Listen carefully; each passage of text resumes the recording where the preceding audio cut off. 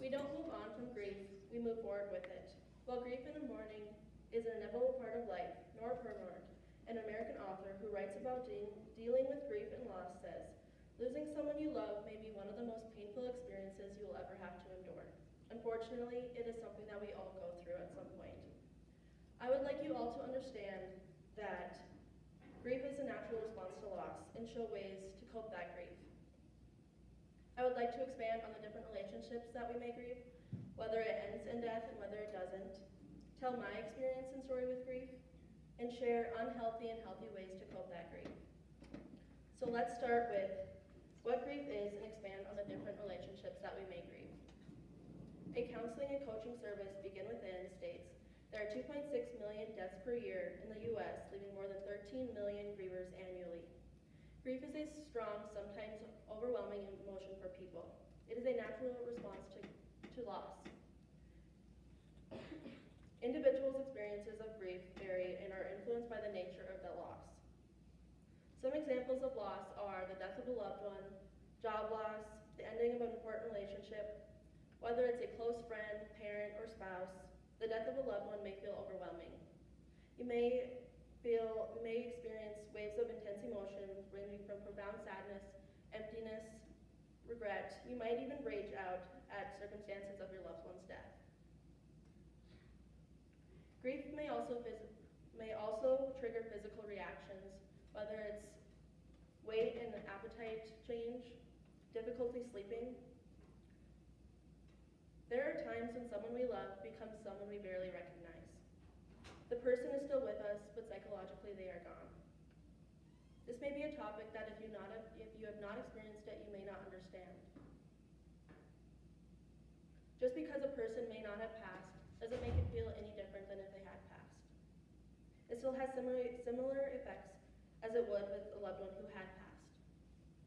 After hearing about the definition of grief and ways it can happen, let's get into my experience and story.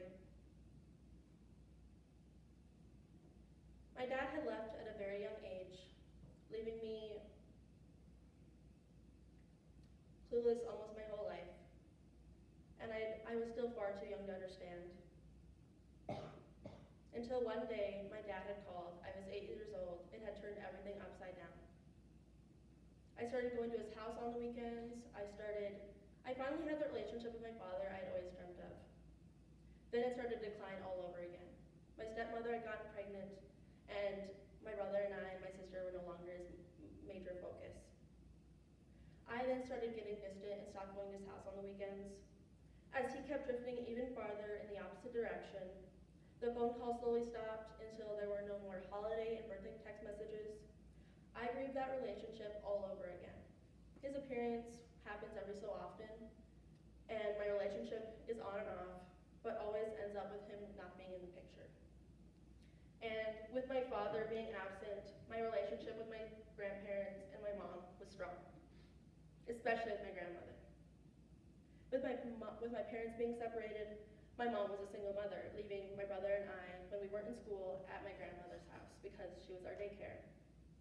My grandma was my best friend. She was the one that I did the tea parties, the baking, the gardening with, until she started to get weak and sick.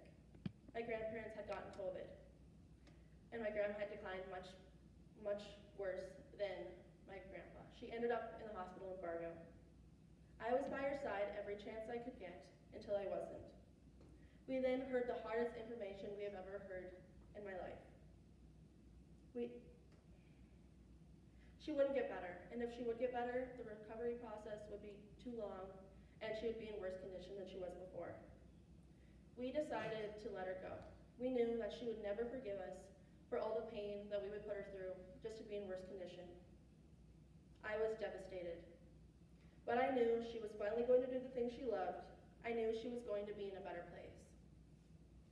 After hearing my story, let's talk about ways to cope.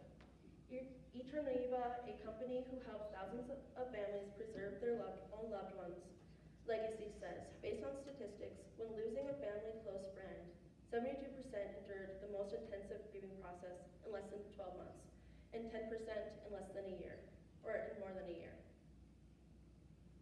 I'm not gonna lie, the way I grieved was not completely healthy.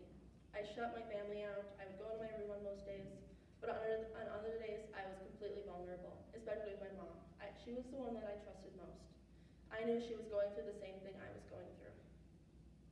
Unhealthy ways to grieve are normal. You may feel withdrawn, less productive, detached from family. Numb. You just need to know that you aren't alone, and asking for help may be just the thing you need, even though it may be the hardest thing to do. Healthy grief has a function.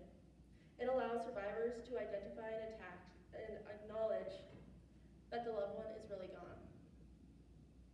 To grieve healthily, you should talk to your family and friends. Focus on the ones who are good listeners. Just talk to someone. Find something that works for you. When grieving in a healthy way, memories of the loss won't just be about the hurt, but remembering the good memories and knowing they are in a good place now.